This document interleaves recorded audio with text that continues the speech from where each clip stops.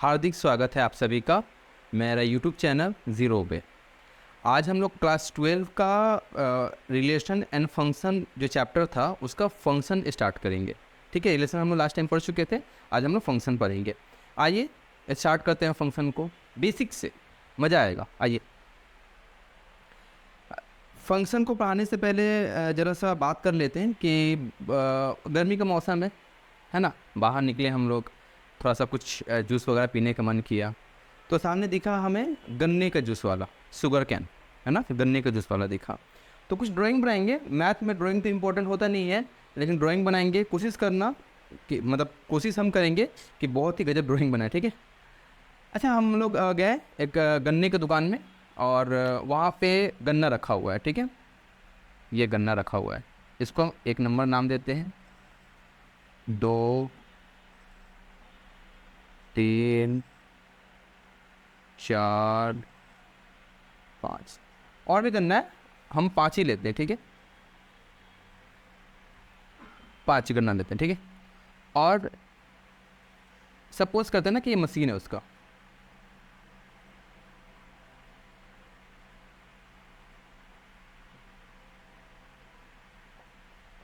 ये मशीन है उसका। ठीक है, शीट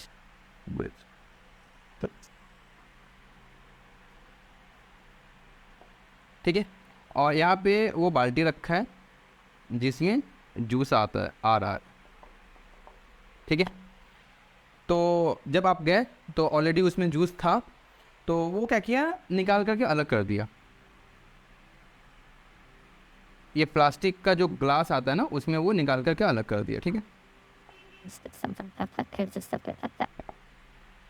निकाल कर अलग कर दिया।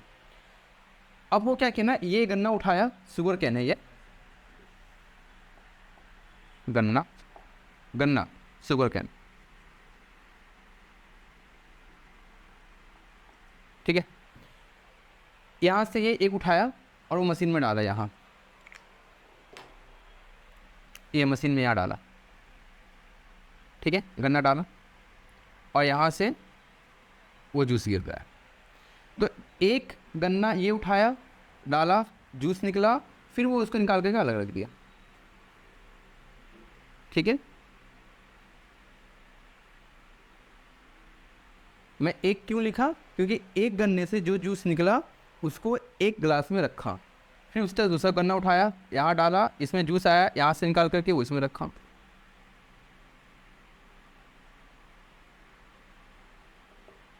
फिर उसी तरह से तीसरा गन्ना लिया,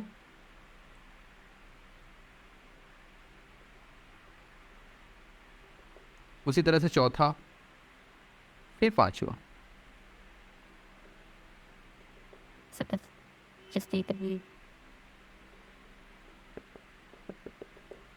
ठीक है,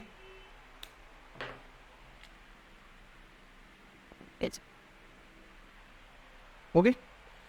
ये जो मशीन जो है ना, वो उसमें हम एक गन्ना डाल रहे हैं, कुछ इनपुट कर रहे हैं, कुछ आउटपुट मिल रहा है। तो मशीन ये है, इसको हम लोग दैनिक जीवन में जो हम देख रहे हैं उसको तो मशीन बोल रहे हैं, लेकिन फंक्शन के चैप्टर में इस मशीन को एफ से रिप्रेजेंट किया जा रहा है। मशीन को एफ से रिप्रेजेंट किया जा रहा है। ठीक है,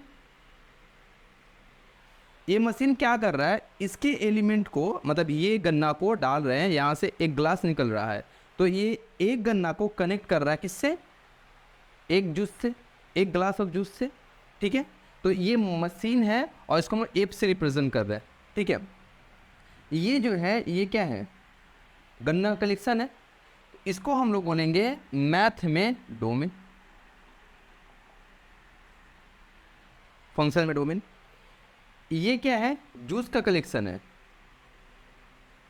ठीक है, ये जूस का कलेक्शन है, इसको हम क्या बोलेंगे, कोडोमेन, है ना। ओके, उसके बाद ये जो जूस जो निकल रहा है वो डिपेंड है ना गन्ना पे, गन्ना है तभी तो जूस निकल रहा है, तो ये जो होगा ये डिपेंडेंट होगा, और ये गन्ना जो है ये क्या होगा, इंडिपेंडेंट होगा।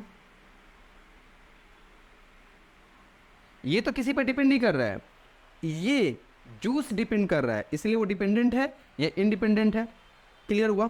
अच्छा, जैसे कि मैंने यहाँ से एक गन्ना डाला और यहाँ से जूस निकला, ठीक है, ये कनेक्ट है इससे। ये गन्ना डाला मैंने, ये जूस निकला, ठीक है। तो ये जो जूस है ना, ये क्या इमेज है, इसको इमेज बोले किसका, गन्ने का। और गन्ना इस जूस से क्या है, प्री इमेज है,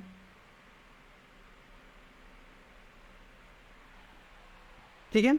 अच्छा, यहाँ पे ये जो 5 जो ग्लास था ना, 5 ग्लास मतलब 5 गन्ना से 5 ग्लास जूस निकला, ठीक है। 1 2 3 4 5, ये क्या था, जूस था।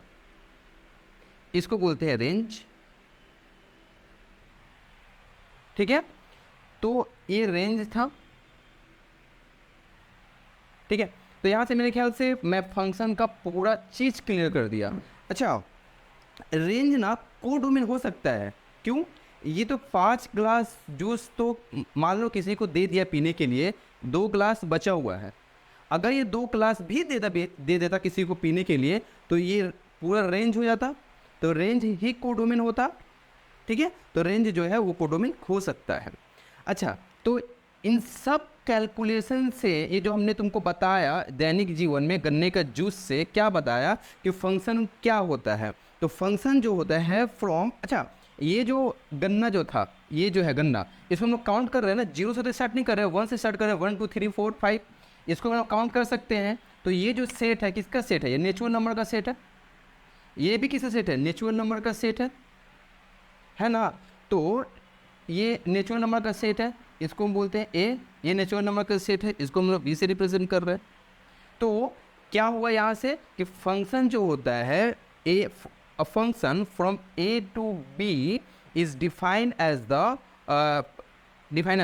function, a function from a to b is associate each element of set a to a unique element of b, और इसको हम रिप्रेजेंट करेंगे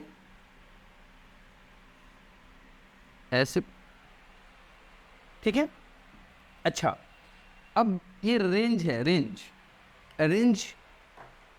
है, रेंज को सपोज करो कि हम y से रिप्रेजेंट कर रहे हैं, yes,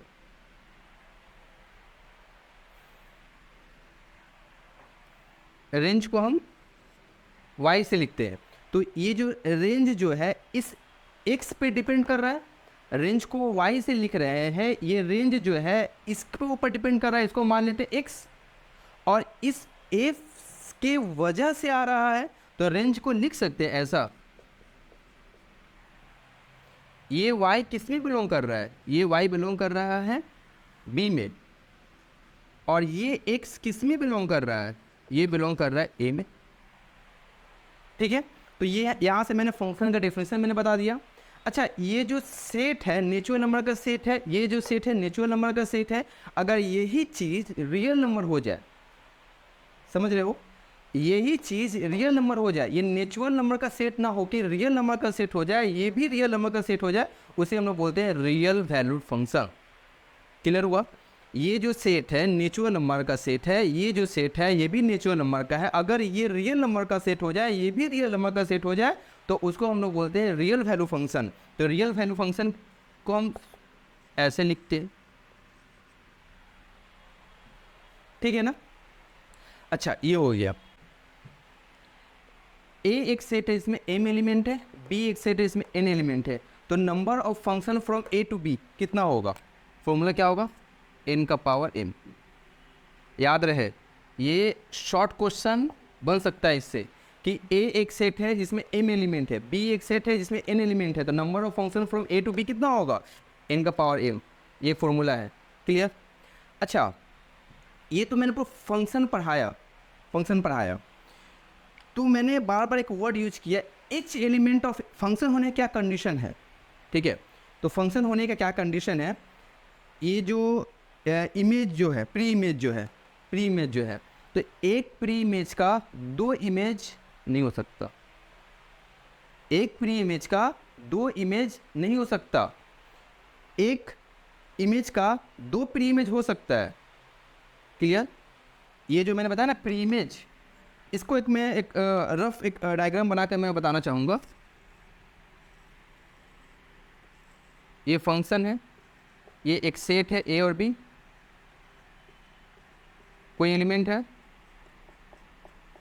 इसमें भी कोई एलिमेंट है, उधर मैं बता दिया ये डोमेन, ये कोडोमेन जो भी है। तो ये एक प्री इमेज है किसका? इसका। तो ये प्री इमेज का दो इमेज नहीं होगा, अगर हुआ तो ये फंक्शन नहीं होगा। हाँ, एक एक एक इमेज का दो प्री इमेज हो सकता है, एक इमेज का दो प्री इमेज हो सकता है, लेकिन एक प्री इमेज का दो इमेज नहीं हो सकता है। अगर ऐसा हुआ तो फंक्शन नहीं होगा। दूसरी बात, ए का हर एक एलिमेंट बी का किसी न किसी एलिमेंट के साथ कनेक्टेड होगा। ऐसा कभी नहीं होगा कि ए में ये छूट गया बाकी सब हो गया। ए का हर एक एलिमेंट बी का किसी न किसी एलिमेंट के साथ कनेक्टेड जरूर होगा। ठीक है? हाँ, बी में कोई ऐसा एलिमेंट होगा जो ए के साथ कनेक्ट ना हो, लेकिन ए का हर एक एलिमेंट बी के साथ कनेक्ट होगा। ये दो पॉइंट है, इसके ऊपर क्वेश्चन आता है, आप लोग देख लेना जरा सा। ठीक है? अब हम लोग फंक्शन का डेफिनेशन हम लोग पढ़ लिए। अब पढ़ेंगे फंक्शन कितने तरह का होता है, टाइप ऑफ फंक्शन। तो पहला है इंजेक्शन और वन वन फंक्शन। ये क्या होता है? A function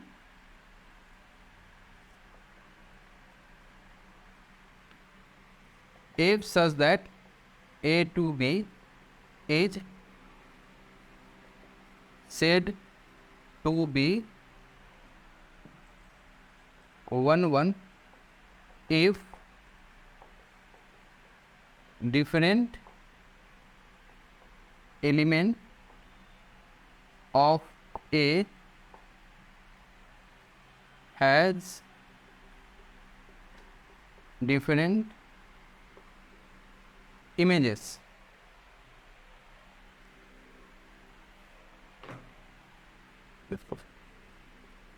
image in B, मतलब ए का हर एक एलिमेंट के लिए, ए का हर एक एलिमेंट के लिए बी में अलग अलग इमेज होगा। इसको हम लोग मान लेते हैं कि f x is equals to f y. Solve करने का तरीका, f x equals to f y, तो क्या होगा? X is equals to y होगा। और अगर x not equals to y है तो f x not equals to f y होगा। इसको जैसे एक डायग्राम से समझने की कोशिश करते हैं। ए में एफ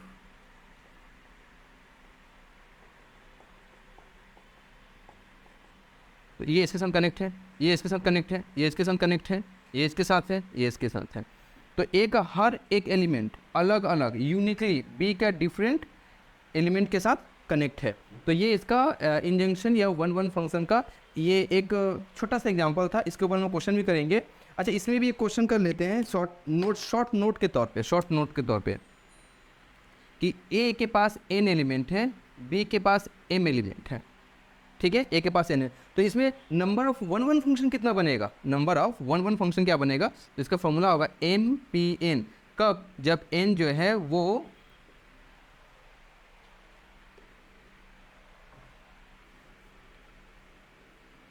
m जो है वो ग्रेटर इक्वल्स टू n होगा। ठीक है, तो ये था। यहाँ से शॉर्ट क्वेश्चन बन सकता है एक एग्जांपल के तौर पे। हम लोग वन वन का डेफिनेशन पढ़े थे, इसके ऊपर क्वेश्चन कर लेते हैं। वन वन के ऊपर ए एक सेट है, कितना है ए में? 0 1 2 3। बी एक सेट है, उसमें क्या क्या है? -3 -2 -1 0 और 1। फंक्शन कैसा है? x -3। एक से वैल्यू एक बार 0 रखेंगे, एक बार 1 रखेंगे, एक बार 2 रखेंगे, एक बार 3 रखेंगे। 0 रखेंगे तो y क्या आएगा? ये y इज इक्वल्स टू भी लिख सकते हैं हम लोग। तो y क्या आ जाएगा? 0 -3 -3। 1 रखेंगे तो y क्या आ जाएगा? -2। 2 रखेंगे तो y क्या आ जाएगा? -1। 3 रखेंगे तो y क्या आ जाएगा? 0 आ जाएगा। तो इसको हम लोग डायग्राम से समझते हैं। a और b दो सेट हैं। a में क्या क्या है? 0 1 2 3। b में क्या है? -3 -2 -1 0 1। 0 किसके साथ कनेक्ट है? -3 के साथ। 1 किसके साथ कनेक्ट है, -2 के साथ, 2 किसके साथ कनेक्ट है, -1 के साथ, 3 किसके साथ कनेक्ट है, 0 के साथ। तो हमने यहाँ पे देख पा रहे ए का अलग अलग एलिमेंट का अलग अलग इमेज है बी में। यही है 1-1 का एग्जाम्पल, मतलब एक जो क्वेश्चन सॉल्व किए तो यहाँ से भी हमने दिखा दिए। जो 1-1 पढ़े थे उसका दूसरा एग्जाम्पल, ठीक है, क्या है कि let R be a set of real number and f such that R to R is given by f x equal to 2x³ f x क्या दिया हुआ है 2x³ -1। तो बताना है कि ये क्या 1-1 है कि नहीं है। हम मान लेते हैं कि x1, x2 कोई दो नंबर है जो बिलोंग कर रहा है रियल नंबर में, ठीक है। तो यहाँ पे f of x1 is equal to f of x2, ठीक है। जो डेफिनेशन पढ़े थे हम लोग 1-1 का वो आ गया। एफ एक्स यानी एक्स से क्या पुट करेंगे x1, तो क्या आ जाएगा 2x1³ -1 और यहाँ क्या आ जाएगा 2x2³ -1, 1-1 दोनों तरफ से गया तो क्या बचेगा 2x1³ is equal to 2x2³, 2 भी गया, x1³ is equal to x2³, तो क्या आया x1 इक्वल। तो हमने क्या देखा यहाँ पे f of x1 is equal to f of x2 that imply x1 is equal to x2। तो ये क्या होगा 1-1 का एग्जाम्पल हो गया। हम लोग एक पढ़े थे और 1-1 मैपिंग या 1-1 फंक्शन, उसके बाद है मेनी वन। मेनी वन क्या है इसको हम जस्ट एक डायग्राम समझ लेते हैं। ए एक सेट है, बी एक सेट है, ए बी एक सेट है और एफ है, ठीक है। ये एलिमेंट है बी का, ये एक एलिमेंट है, ठीक है। तो दो प्री इमेज का एक ही इमेज हो, ठीक है, दो प्री इमेज का एक ही इमेज है। तो क्या समझ में आया, दो या दो से ज़्यादा प्री इमेज का एक ही इमेज हो उसे हम लोग क्या बोलते हैं मेनी वन बोलते हैं, ठीक है, मेनी वन बोलते हैं। इनटू मैपिंग क्या है कि बी यानी कि कोडोमेन में कोई ऐसा एक एलिमेंट होगा, कोई एक ऐसा कम से कम एक जिसका कोई प्री इमेज ना हो, ठीक है, ए बी, ठीक है।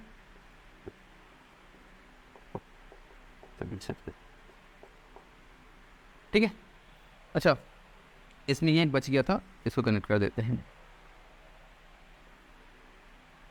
यही तो हो गया एग्जाम्पल ना इनटू का, ये एक एलिमेंट बच गया है बी में जिसका कोई प्री इमेज नहीं है। ये इनटू का भी एग्जाम्पल है और ये मेनी वन का भी एग्जाम्पल है, ठीक है।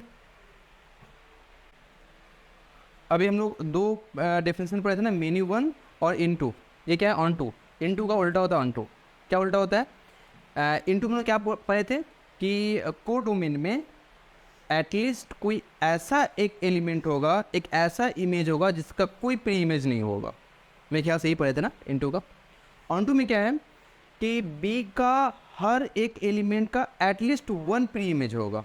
बी का यानी कोडोमेन का यानी कि इमेज का हर एक इमेज का एटलीस्ट वन प्री इमेज होगा। तो वो था ऑन टू मैपिंग या सर्जेक्टिव। एक क्वेश्चन देख लेते हैं उसके ऊपर क्या बोला। ए कोई एक सेट है, कैसा सेट है 2 3 4 5 6 और बी कैसा है 5 8 11 14 17 और फंक्शन कैसा है 3x - 1। यहाँ पे भी x का वैल्यू हम अगर 2 रखें 3 रखें 4 रखें 5 रखें 6 रखें तो क्या आएगा 1 5 8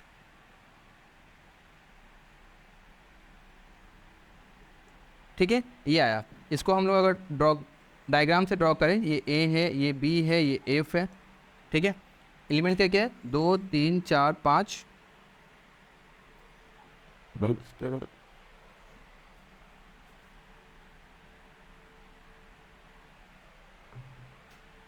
2 3 4 5 6 5 8 11 14 17 2 5 3 8 4 11 5 14 6 17।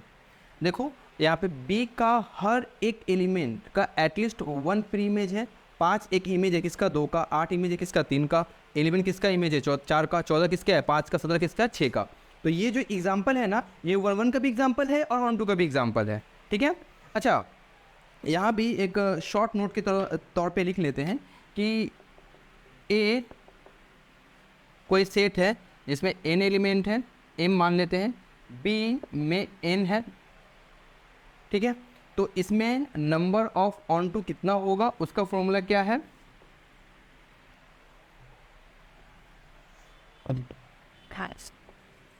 r इज इक्वल टू 1 से n -1 to the power n minus R, और n C R r to the power r to the power m, n से r to the power m। यहाँ पे m जो है वो ग्रेटर n है, ठीक है, होना चाहिए, यानी कि नंबर ऑफ m जो है वो ग्रेटर इक्वल्स टू होना चाहिए नंबर ऑफ n से, ठीक है। तो इसके वो अच्छा ये तो ऐसा कुछ था ना, ये फॉर्मूला था, लेकिन एग्जाम में ना इस फॉर्मूला के ऊपर सवाल नहीं आता है। हम एक सिंपल सी बात बता रहे हैं, मान लो कि n 2 है, n कितना है 2 है, तो इस केस में कितना बनेगा, सिंपली 2 का पावर m माइनस 2, ये फॉर्मूला है। और अगर n 3 है तो इस केस में क्या बनेगा, 3 का पावर m 3, 2 का पावर m माइनस 2। बस सिंपल सा लॉजिक है, बस यहाँ m का वैल्यू, m कुछ भी दिया हुआ हो, वैल्यू पुट करोगे, सॉल्व करोगे, आ जाएगा। ये तो जस्ट मैंने फॉर्मूला लिख दिया, ठीक है।